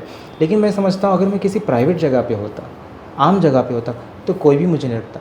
आपको पता है, जो लोग भी इस टेरर केसेस के अंदर गिरफ़्तार होते हैं, कहीं नौकरी करते हैं, तो ATS या पुलिस वाले जाके उसके बॉस को उसके उसके मालिक को परेशान करती है कि इसको नौकरी पे क्यों रखा, निकालो इसको, ताकि सोशली उसको जो है इतना परेशान किया जा सके कि वो जो है कुछ करने के काबिल ही ना रहा, कुछ सोचने के काबिल ही नहीं। आपका अगर किचन सेफ़ नहीं है तो फिर आपका मेंटल डिसऑर्डर आपका सही नहीं होगा। तो ये कोशिश मेरे साथ भी हो सकती थी, लेकिन उनका शुक्र है फिर मैंने जो 10 साल जो कोशिश की है, कहीं पे मुझे वेलकम, एक प्रोग्राम था मुझे याद है सतारा वगैरह में, पूरी हिंदी कम्युनिटी ने प्रोग्राम रखा था और पूरी हिंदी कम्युनिटी ने खड़े रहकर माफ़ी मांगी कि आपके साथ जो 10-9 साल हुआ है ये गलत हुआ है और हम उसके लिए माफ़ी मांगते हैं। तो ऐसे भी वाक़यात हुए। तो जो समझदार लोग हैं, जो समझते हैं, वो माफ़ी मांगते हैं। एक ऑफ़िसर जिसने मुझे फंसाया था, अब वो ऊपर वाले के कहने पे फंसाया हो, हाई रैंकिंग ऑफ़िसर के बोलने पर फंसाया हो, उसने आखिरी दिन पुलिस कस्टडी में आके मुझसे माफ़ी मांगी कि मैं मजबूर था। यस, खानविलकर उसका नाम है, कि मैं मजबूर था कि तुमको इस केस में, मुझे मालूम था तुम बेगुनाह हो भाई, लेकिन मैं मजबूर था, मैं क्या कर सकता था, मुझे माफ़ कर देना हो सके तो इस तरह के भी। विनोद भट्ट का आपको वाक़या मालूम है। विनोद भट्ट ने, एक ऐसे शख्स ने हम बेगुनाहों के लिए 19 साल पहले जान दे दी और उनकी जान देना ही ये साबित करता है कि ये बेगुनाह है। अगर आप ये वाला थोड़ा सा वाक्य लोगों को बताएं, कई लोगों को शायद पता नहीं हो ये पूरा। ACP विनोद भट्ट जो है स्पेशल वो इन्वेस्टिगेशन ऑफिसर थे जो ATS में थे, बॉम्बे पुलिस में थे बेसिकली, और वो बहुत ही जो है हॉनेस्ट और बहुत ही स्मार्ट जो है ऑफिसर थे। और उनके बारे में कहा जाता है कि किसी केस को अगर वो इन्वेस्टिगेट कर ले, किसी केस में अगर वो चार्जशीट डाल दे तो वो चार्जशीट वाटर प्रूफ होती थी और उसमें कन्विक्शन लगना ज़रूरी था।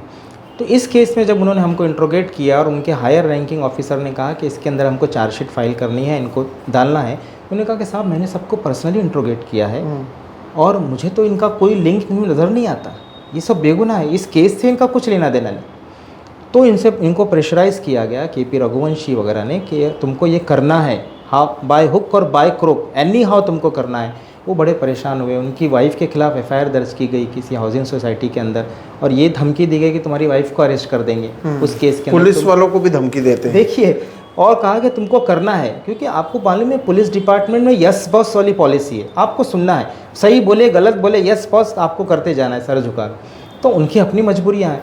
तो उसको जब इतनी धमकी मिली, एक तरफ ये था कि इनके खिलाफ़ केस फाइल करूँ और इनको सज़ा मिल जाए, दूसरी तरफ ये था कि या तो नौकरी छोड़ के चले जाऊँ, क्या करूँ, या तो मेरी बीवी को अंदर कर देंगे। तो चारों तरफ से वो घिर गए। तो उन्होंने डिसाइड किया कि अब मुझे ज़िंदा नहीं रहना। वो आप देखिए, वो उसी ट्रेन के नीचे जाके हलाक होते हैं, उसी पटरी पे जाके हलाक होते हैं जिसमें चंद दिन पहले लोगों को जो है बम ब्लास्ट के अंदर हलाक किया गया। और जिस केस में हमको जो है पकड़ के लाया गया, हमको बचाने के लिए ATS ऑफिसर ने अपनी जान दी। उन्होंने सुसाइड कमिट किया। यस, मैं तो ये कहूँगा हमको बचाने के लिए उन्होंने वो किया। और अब जो बेईमान जो ऑफिसर है हमको फंसाने के लिए अभी सुप्रीम कोर्ट जा रहे हैं। तो हम उनको सल्यूट करते हैं, बहुत ईमानदार ऑफिसर थे। और उन्होंने आज, अगर लोग कहते हैं ना आत्मा अगर सुनती हो देखती हो, तो वो कितना खुश होते होंगे कि इस हाई कोर्ट ने जो उनकी बात को जो है कंफर्म किया कि ये बेगुनाह है। अब आपने इतने सारे हमने मुद्दों पर बात की, ये तमाम मुद्दों पर बात की, तो जैसा ये केस था 11/7 या 7/11 जो कहें, 11 जुलाई का सीरियल बॉम्ब ब्लास्ट केस, ऐसे एक मालेगांव का केस था। उसमें भी कई लोग जो हैं उन पर आरोप लगे थे। लेकिन जैसे साध्वी प्रज्ञा की बात करें, वो BJP से MP बन गई, उनको पैरोल मिलते गया, बाकी लोगों को पैरोल मिलते चला गया। या हम दूसरे केसेस की बात कर लें, आसाराम को पैरोल मिल जाता है, राम रहीम को पैरोल मिल जाता है। लेकिन जैसे कि आपने कहा कि आपको 9 साल में कुछ घंटों का पैरोल मिला, बाकी लोगों को बहुत कम पैरोल मिला। तो इसे देखकर अब आप कानून के भी जानकार हैं, आप लगातार पढ़ते हैं, आप लिखते हैं, आप YouTube चैनल पर इन बातों को कहते हैं, क्या आप मानते हैं कि कानून सबके लिए एक जैसा काम करता है? नहीं, हमारे जेल के अंदर ये बहुत फेमस डायलॉग था कि कानून 2 है, एक माइनॉरिटी के लिए, एक मेजॉरिटी के लिए। ये जेल के अंदर बहुत फेमस डायलॉग था। और जेल में दूसरा डायलॉग ये था कि ये जेल खाना है, गम खाना है। जेल खाना है, गम खाना है, और अगर आपको ज़्यादा खाना है तो करप्शन देना है। तो आप करप्शन पैसा अगर आप देंगे तो बहरहाल हम जब कॉन्स्टिट्यूशन पढ़ते हैं ना, कितना खूबसूरत लगता है, कितना ब्यूटीफुल इसको ड्राफ्ट किया गया। लेकिन आप देखिए एप्लीकेबल कहाँ है। आर्टिकल 21 की अगर आप बात करें, आर्टिकल 19 की अगर बात करें, लाइफ एंड लिबर्टी की बात करें, आप देखिए 19 साल चले गए और 12-13 लोगों की ज़िंदगी बर्बाद हो गई और कितना वायलेशन उस आर्टिकल का हुआ, लेकिन कोई जो है उस आर्टिकल के वायलेशन को बचाने की, उसको अपहेल्ड करने की बात नहीं करता। तो मैं समझता हूँ साध्वी है या ये अगर आप मुझे, अब तो बाइज़्ज़त बरी हो गए लोग, अगर इनको कोई टिकट दे दे, इनको एमपी बनाने की कोई बात करे तो कितना हंगामा होगा कि आप टेररिस्ट को दे रहे हैं। अब तो उनकी अपील भी जो है स्टे लग गई है। लेकिन दूसरी तरफ आपको पता है साध्वी प्रज्ञा सिंह जब जेल में बैठती थी तो उसको जो है ना गांव तकिया लगा के, सोफ़ा लगा के उसको बिठाया जाता था और हाथ जोड़ के सुपरिटेंडेंट उसके सामने खड़ा रहता था, मैडम बोलिए क्या हुक्म है। तो इस तरह का जो वो, हालांकि वो भी एक्यूज़ है, हम भी एक्यूज़ हैं और जेल सिस्टम इंडिया का एक ही है, लेकिन ट्रीटमेंट अलग है। तो उनको पैरोल भी मिल रही है, वो घर भी जा रहे हैं, बाका और जितना समय वो जेल में रही है ज़्यादातर समय वो हॉस्पिटल में रही। उसके साथ एक अटेंडेंट है जो दिन रात उसकी खिदमत में लगा हुआ है। अभी मैं आपको बताऊं, तिहाड़ जेल के अंदर ISIS के नाम पे जो गिरफ्तार है, उसकी दोनों आंखों की करीब करीब रोशनी जा चुकी है। वो अटेंडेंट की एप्लीकेशन दे रहा है, अटेंडेंट की एप्लीकेशन उसकी कबूल नहीं की जा रही। फिर आपने जो है स्टेन स्वामी का नाम सुना और वो सारा केस बहुत वो उनको कितनी तकलीफ हुई। तो ये आपको लग रहा है ना, इससे साबित होता है कि कानून एक है लेकिन एप्लीकेबल दो है। देख कर, चेहरा देख के, मज़हब देख के, रंग देख के, ज़ात देख कर के, स्टेटस देख करके, जो पैसे वाले आते थे, पैसा देते थे, उनको बहुत अच्छा ट्रीटमेंट दिया जाता था, अच्छी जगह पे रुकाया जाता था, उनके लिए बाहर से खाने आते थे। लेकिन जो गरीब है उसको वही जो कीड़े वाला चावल खाना है, पत्थर वाली रोटी खाना है। एक दाल आती थी, मूंग की दाल होती है, जब वो दाल आती थी तो पूरे जेल में गाना होता था, पत्थर के सनम, पत्थर के सनम। उसमें पत्थर होते थे लिटरली, और वो खाने पे मजबूर होते थे। कीड़े वाला पोहे के अंदर कीड़े चलते थे और सुपरिटेंडेंट को हम दिखाते थे कि साहब देखिए कीड़े हैं इसके अंदर, तो वो कीड़ा उठा के खा लेता था। तो क्या आदमी मरता नहीं है, खाओ, ये जेल है, रेल नहीं है। इस तरह का ट्रीटमेंट, और उनको जो है अच्छे अच्छे होटलों से खाना दिया जाता था। जो तो मैं आपसे अर्ज़ कर रहा हूँ कि ये बात सही है कि दो तरह के कानून हैं।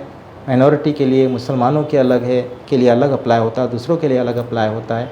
और ये बहुत अफसोसनाक बात है। अगर आप सेकुलरिज्म की बात करते हैं, नेशनलिज्म की बात करते हैं, रूल ऑफ लॉ की बात करते हैं, तो ऐसा नहीं होना चाहिए। अपने ही नागरिकों को इस तरह से भेदभाव नहीं करना चाहिए। आप ATS जिन हम लोगों को जो फंसाया है, मेरा सवाल ये है कि क्या हम हिंदुस्तानी नागरिक नहीं हैं? आपने क्यों फंसाया है? क्या आपने हमारा मज़हब देख के फंसाया है? अगर आपने ऐसा किया है तो आपने जो है कॉन्स्टिट्यूशन के साथ चीटिंग की है। आपने जो है आप तो सब शपथ लेते हैं ना, आपने अपने संविधान के साथ जो है चीटिंग की है, जो नहीं होना चाहिए। और इस सिलसिले को अगर रोकना है तो अकाउंटेबिलिटी बहुत ज़रूरी है, मैं समझता हूँ।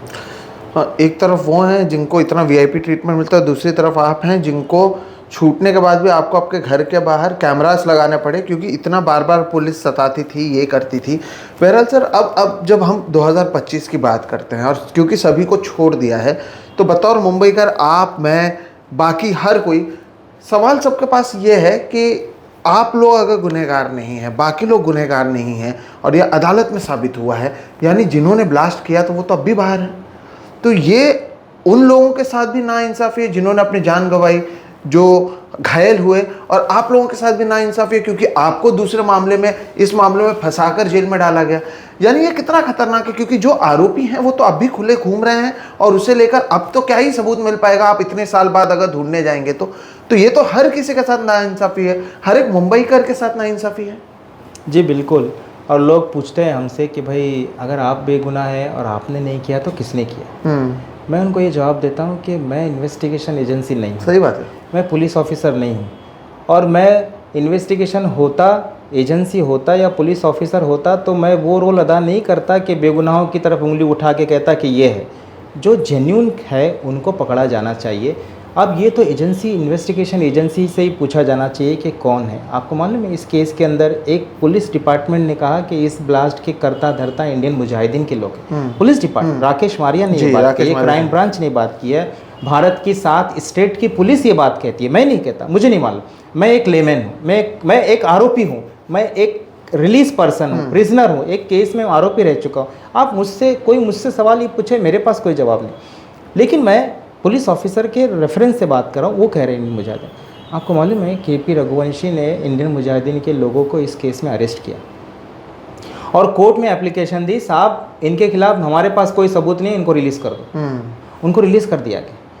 तो they are release from this this case by the ATS, आप अब किसको अरेस्ट करेंगे? कानून का उसूल ये है कि एक ही केस में एक व्यक्ति को 2 बार प्रोसिक्यूट नहीं किया जा सकता। अब आप उनको रीअरेस्ट करेंगे, क्या करेंगे, ये सवाल है।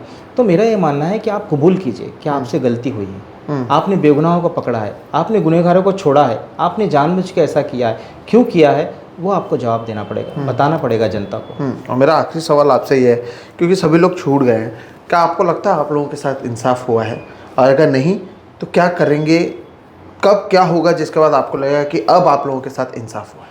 देखिए, ये जो जजमेंट आया है, मैंने बार बार ये बात कही है कि ये जजमेंट जो है बहुत लेट आया है। दूसरा, मैंने ये बात कही है कि ये जजमेंट जो है बहुत देर से आया है और अधूरा जजमेंट है, क्योंकि मैं खुद यूट्यूब चैनल चलाता हूँ, एक्विट अंडर ट्रायल बेगुनाह कैदी। उसमें मैं खुद लॉयर हूँ, आप जानते हैं, LLM भी मैंने अभी कंप्लीट किया है। तो मैं सुप्रीम कोर्ट और हाई कोर्ट के बहुत सारे जजमेंट पढ़ता हूँ और उस पर वीडियो बनाता हूँ। जो बेगुनाहों की बात है या जो प्रिजन राइट की बात है, प्रिजन लिटरेचर की बात है, तो मैं उन जजमेंट को पढ़ के मैं ये महसूस करता हूँ कि कुछ जजमेंट कंप्लीट होते हैं अपने आप में, कुछ जजमेंट इनकम्प्लीट होते हैं। कंप्लीट जजमेंट मैं उनको कहता हूँ जिसमें जज जो है सारे पहलुओं पे बात करता है। अभी आपको मालूम है वर्षा ताई वर्सेस स्टेट ऑफ महाराष्ट्र का उर्दू को लेके एक जजमेंट आया था।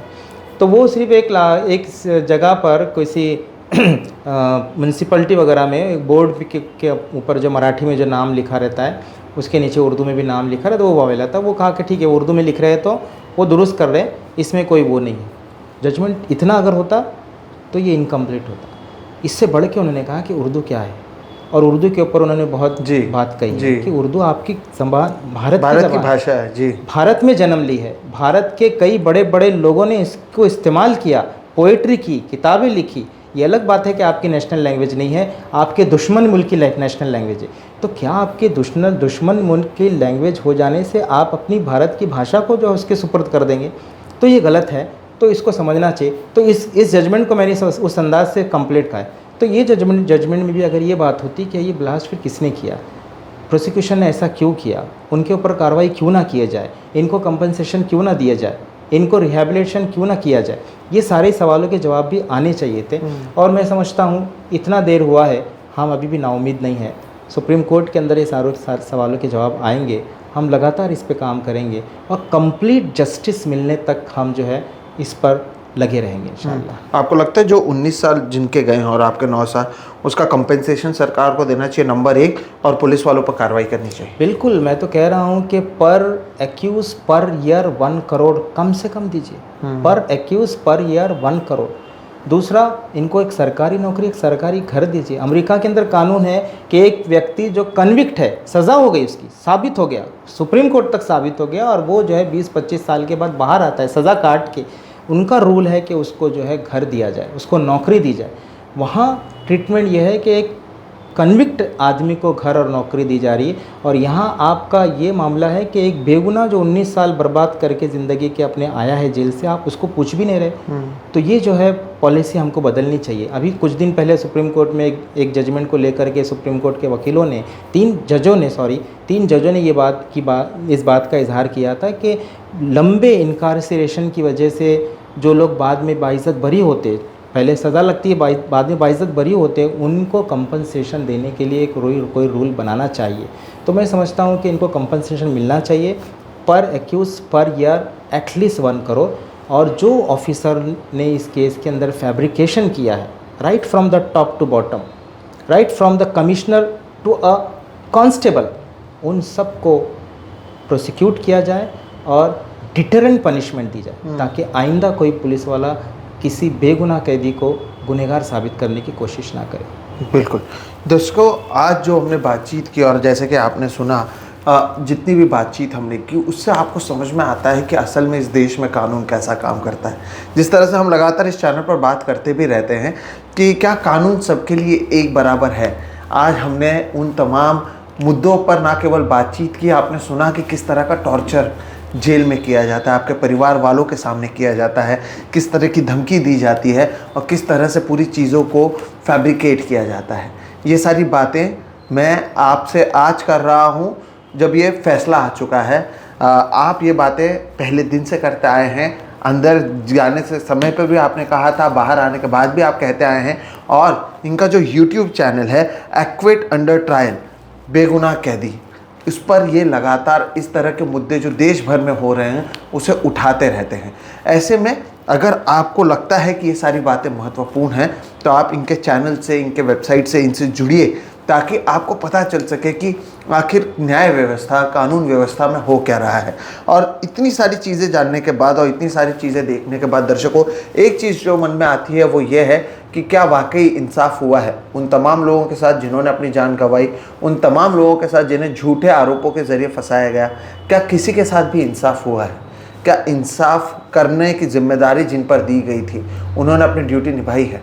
और अगर नहीं निभाई है तो टैक्स के पैसे लेकर जिन लोगों को ये काम करने की जिम्मेदारी है, क्या उनके ऊपर कोई कार्रवाई हुई है? मैं उम्मीद करता हूँ ये जो गंभीर सवाल हैं इस पर आप ध्यान देंगे। बहुत बहुत शुक्रिया सर, आप जुड़े और आपने बातचीत की। ये ऐसी चीज़ें हैं जो मैं मानता हूँ कि बहुत मुसीबत से जुड़ी हुई होती हैं। एक सोशल स्टिग्मा की आपने बात की और मैं उम्मीद करता हूँ कम से कम जो लोग देख रहे हैं वो समझ में आएगा उनको कि फंसाने के बाद जब बाहर निकलते हैं उसके बाद समाज आपसे और मुझसे बनता है। ऐसे में हम किस तरह का व्यवहार करते हैं उसी से तय होगा कि ये समाज किस दिशा में जाएगा। और मैं उम्मीद करता हूँ, क्योंकि भरोसा है कि समाज में अब भी कई अच्छे लोग हैं, आप इस संदेश को देखेंगे और आगे तक पहुँचाएंगे। बहुत बहुत शुक्रिया सर, आप जुड़े, आपने बातचीत की और आपने अपनी बातों को हमारे सामने रखा। दर्शकों, फिलहाल इस वीडियो में इतना ही। आपको ये वीडियो कैसा लगा ज़रूर बताइएगा। आप इनके चैनल से जुड़िए, ये तो हम चाहते ही हैं। साथ ही साथ इस पूरे मामले पर जितनी बातें आपने सुनी, इस पर मैं कोशिश करूंगा कि ये जो जजमेंट कॉपी है उसकी भी एक PDF अपलोड कर दूं ताकि आप पढ़ सकें इसे। हालांकि मामला सुप्रीम कोर्ट में गया है और अब इस पर स्टे लगाई गई है, अब ये मामला और आगे जाएगा। देखिए, पढ़ने लायक जजमेंट है जिसे हर किसी को पढ़ना चाहिए। तो आप पढ़िएगा और आप सोचिएगा कि आखिर इस देश में हो क्या रहा है और इसके लिए जिम्मेदार कौन है। आप क्या सोचते हैं? कमेंट सेक्शन में आपका इंतज़ार रहेगा। फिलहाल आप हम दोनों को दीजिए इजाज़त। चैनल को सब्सक्राइब नहीं किया है तो कर लीजिए, वीडियो को लाइक कीजिए हो सके। और अगर आपको लगे कि ये जो बातें हुई है तो बहुत महत्वपूर्ण है, तो एक अपील ये होगी कि ज़्यादा से ज़्यादा लोगों तक इस वीडियो को साझा करें ताकि उन्हें भी असलियत और सच्चाई का पता चल सके। फिलहाल आप हम दोनों को दीजिए इजाज़त। नमस्कार सर। शुक्रिया।